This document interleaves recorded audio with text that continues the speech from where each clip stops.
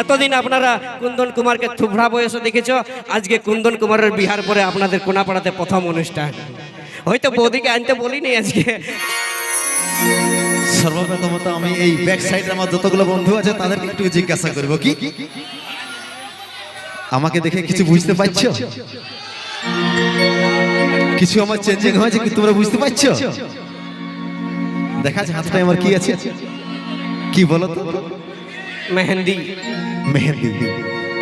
মেহেন্দিটা আমি সাদা লাগাই নাই ভাই, সংসারের চাপে একদম আমার ইচ্ছা ছিল না, তবে কি করবি বলো?